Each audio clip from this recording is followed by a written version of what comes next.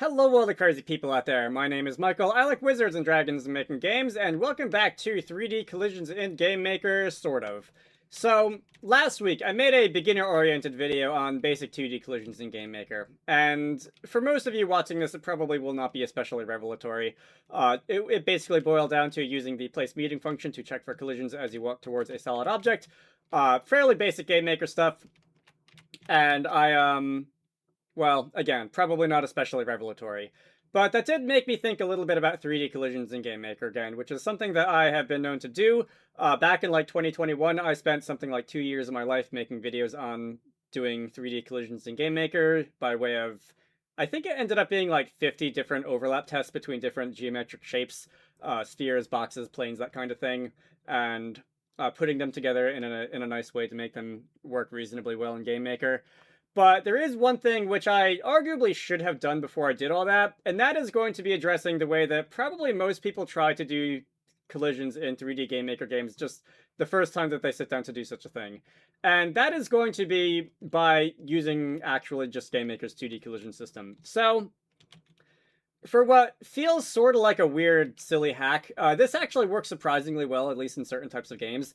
And if you want an example of that, the game that I like to work on when I'm not doing YouTube stuff, I really hate saying that at the end of every video, but it is that marketing thing that I'm apparently supposed to be good at. In Wizarducks and the Lost Hat, this is basically what the collision system boils down to. So, for those who haven't seen it, this is what I spend most of my time dealing with. This is a game that looks more or less like the diorama-style camera setup that I had in that sample at the beginning of the video. I've gone and enabled debug draw for collision shapes, and something that you'll notice about the collision in this game is that it is entirely 2D. There is no like going up and over things and colliding with things at funny angles. This is a 3D camera projection, but its gameplay takes place entirely on a 2D plane. And as such, the collisions don't really need to be anything more or less complicated than just using GameMaker's 2D collision system. And again, for this type of game, it works surprisingly well. There are some other types of games that you can use it in. Doom-likes, like classic Doom, or classic Wolfenstein, or classic Quake, you can generally get away with doing something like this in. People on the internet don't have enough to argue about, and they frequently like to argue about whether or not classic Doom is actually a 2D game. But nevertheless, regardless of what that answer is, if you're making something like that, you can just use 2D collisions for a lot of things. If you're making something like a 3D platformer, on the other hand, maybe don't do this, because you're going to probably want to consider like collision shapes that are rotated or scaled or have funny like spherical properties, and that won't really work with something like this. But again, if you're making a kind of game where the gameplay can more or less be abstracted onto a 2D plane, there's no reason not to consider doing something like this. So you probably know what is about to come here. So I'm going to go and make myself a little folder in the asset browser. I'm going to call it something like collision stuff. I'm just going to go and make myself a sprite. We can call it call_player or SPR call player if you prefer. I'm not that militant about the SPR thing as some people are. I'm going to go and give this sprite a red fill. I'm going to resize it to, let's say, 32 wide by 20 tall. I'm going to go and set its origin to the bottom center. And this is going to be the collision sprite for our player object. Next, the object that I'm going to collide with is going to be mainly trees. And that is not how you spell tree. We can do the same thing, set the sprite origin to bottom center. We can go give it a nice red fill. We can set the size of the sprite to, let's say, 64 by 40. I think that'll work. And we can go and set this SPR call_tree to the collision mask of the tree object. And next, I'm sure that I don't need to introduce this, because if you're watching a game on 3D in GameMaker, you've probably seen this a million times.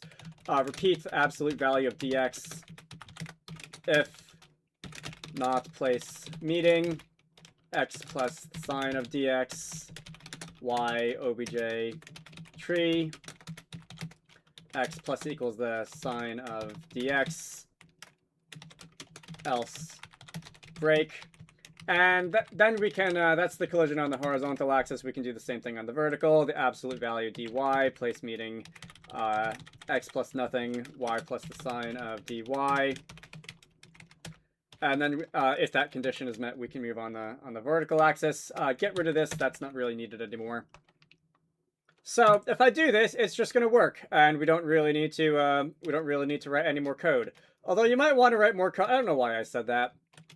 Why would you write less code when you can write more code? We can now run into these trees, which is the point of this exercise. We can collide with them, and we can... Oops, I didn't mean to show that off quite yet.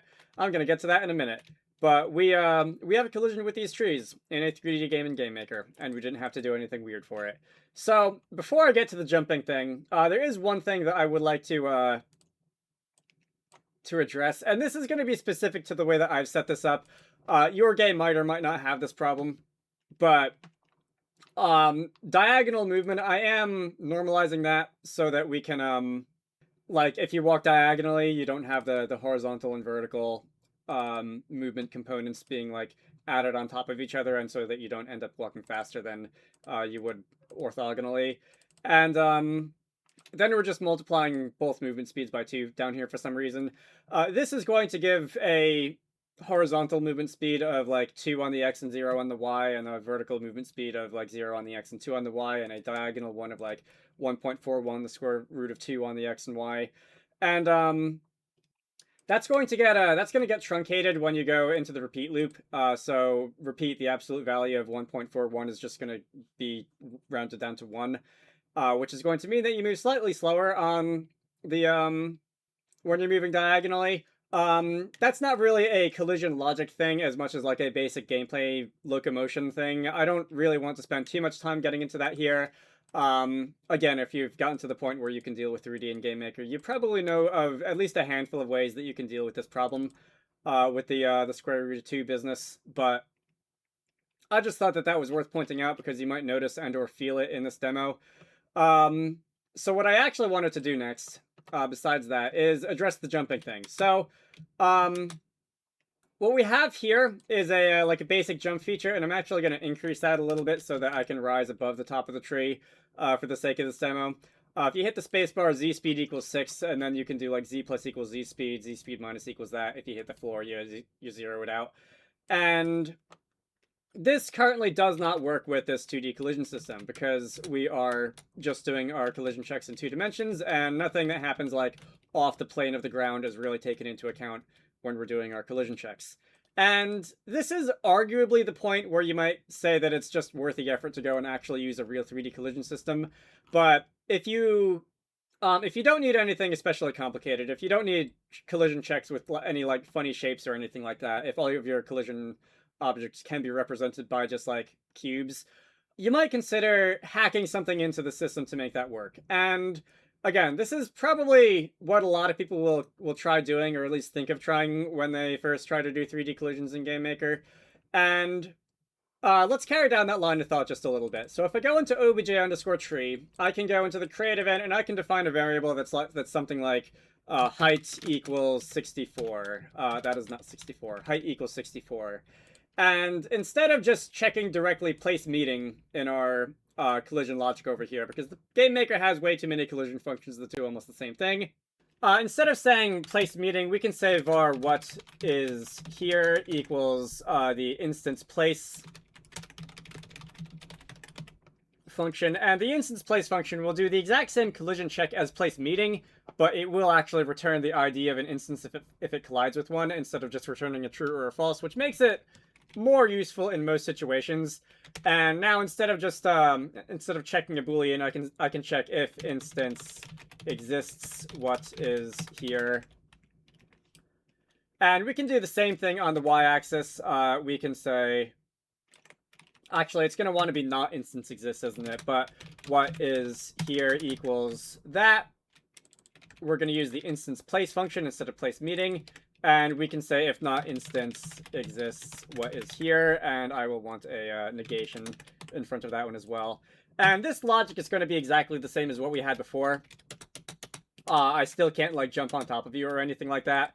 But what I can do is I can say if not instance exists, or what is here dot height is less than our current z position. And I can do that on both the x-axis and on the y-axis. And this is going to stop me when I try and run into a tree when I'm just, like, standing on the ground.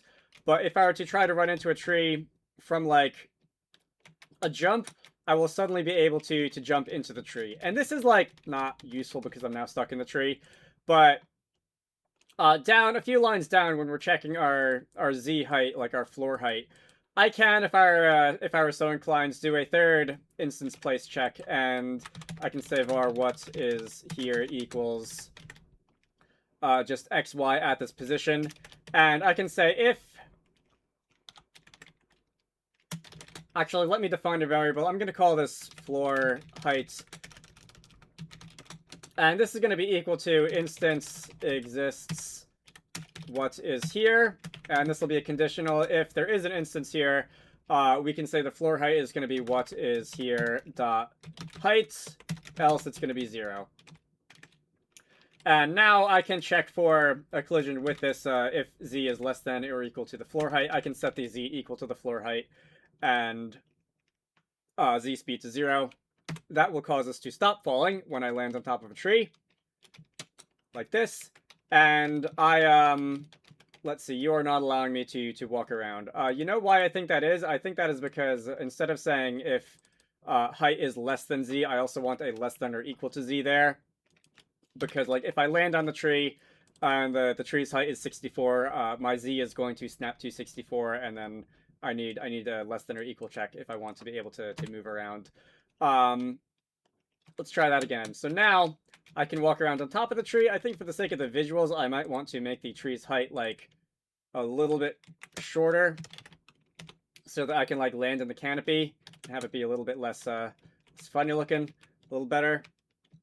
These aren't great sprites to test it out with. I probably should have used a sprite that was like a brick wall or something if you wanted a more satisfying effect. But in this very simple way of doing things, we have a... I mean, I'm not going to call this like an amazingly sophisticated 3D collision system, but at least for certain types of games, we have a passably acceptable 3D collision system. And this isn't bad for something that we knocked out in, what, like 15 minutes?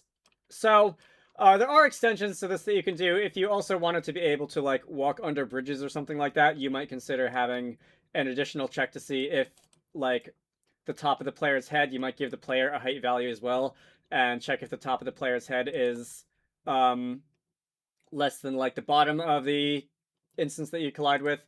You might consider using, instead of the instance place function, the instance place list function, so that you can get a list of every object at a position that you collide with, and that will allow you to filter based on height or things like that. But I'm not going to go too wild with this, and I don't want the takeaway of this video to be that, like, you should always do this instead of using an actual 3D collision system. What you should take away from this video is that, like, consider the actual needs of your game, and if the needs of your game can simply be reduced to a 2D collision check like this, then just do it. It'll most likely save you time. It'll most likely allow you to just get your game developed faster. I most likely put in the thumbnail to this video something along the lines of, if it's stupid and it works, it's not stupid, which I think is a lesson that perhaps people should take to heart more often than they do. Now, with all that being said, I have, depending on how you look at it, either been made aware of or discovered a way that you can use GameMaker's built-in 2D collision system to make the actual 3D collision system that I wrote last year way faster than it would be on its own. And that is going to be what I talk about in the next video that I make about 3D and GameMaker. So, that is going to be a lot of fun. I had a lot of fun working on that. But until then, my name is Michael. I like wizards and dragons and making games. You should all go check out Wizarducks and the Lost Hat. You know what that game is. I showed it at the beginning of this video. Link to the Steam page can be found down below. It's got a playable demo and everything. With that aside, I like to make videos on all kinds of weird stuff you can do in GameMaker, so if anything like this appeals to you, feel free to subscribe. I have a Patreon, so if you want to contribute to the channel, links to that can be found in all the usual places. I hope you all gave this something to think about, and I will see you all later. Special thanks to Zenjamin, Zach Robinson, Squarecrow, Spydeye Games, Pixelated Pope, Paradox, Nykotic, Manta Ray, GameMaker, Gamer Indie, Edward Holt, DJ Gibbles, Brenton, Bokeh Dev, and Argo the Knot for supporting these videos. If you want to join the ranks of these very cool people, head on down to the Patreon page in the video description to join the fun.